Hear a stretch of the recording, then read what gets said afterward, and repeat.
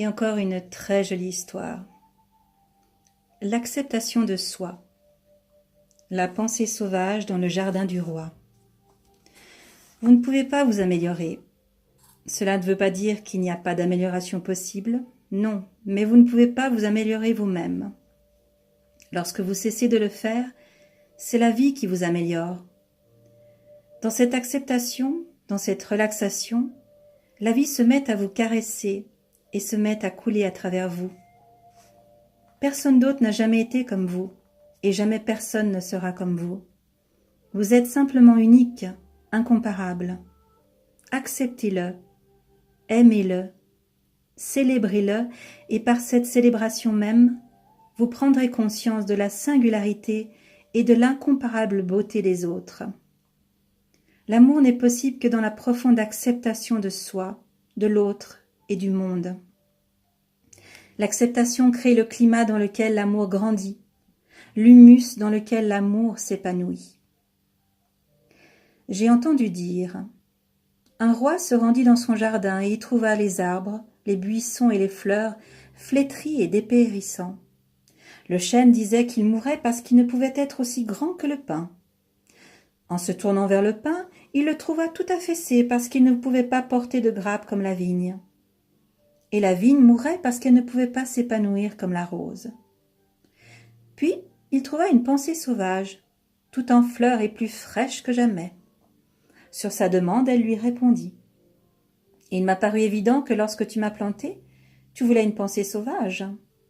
Si tu avais voulu un chêne, une vigne ou une rose, tu les aurais plantés. Aussi ai-je pensé que puisque tu m'as choisi, et que je ne peux être autre chose que ce que je suis, j'essaierai de l'être au mieux de mes capacités. Vous êtes ici parce que l'existence a besoin de vous tel que vous êtes, sinon quelqu'un d'autre serait là. L'existence ne vous aurait pas aidé à être ici, elle ne vous aurait pas créé. Tel que vous êtes, vous accomplissez quelque chose d'absolument essentiel, de fondamental. Pourquoi devriez-vous devenir un Bouddha? Si Dieu avait voulu d'autres Bouddhas, il aurait pu en créer autant qu'il en voulait. Et il n'en a produit qu'un seul. C'était suffisant, et il fut absolument comblé. Depuis, il n'a pas produit d'autres Bouddhas ni d'autres Christ. Au lieu de cela, il vous a créé vous. Prenez conscience de l'honneur que vous fait l'univers. Vous avez été choisi, pas Bouddha, ni Jésus, ni Krishna.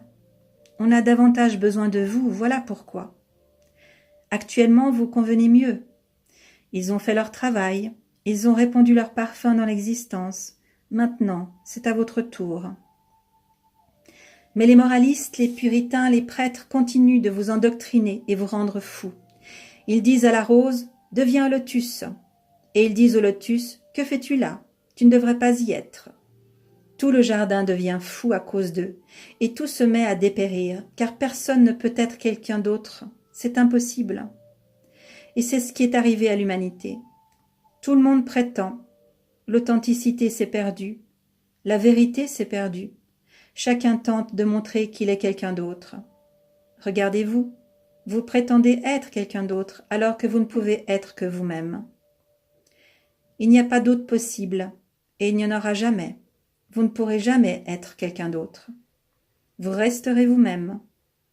Vous pouvez soit vous en réjouir et vous épanouir, soit le condamner et en dépérir.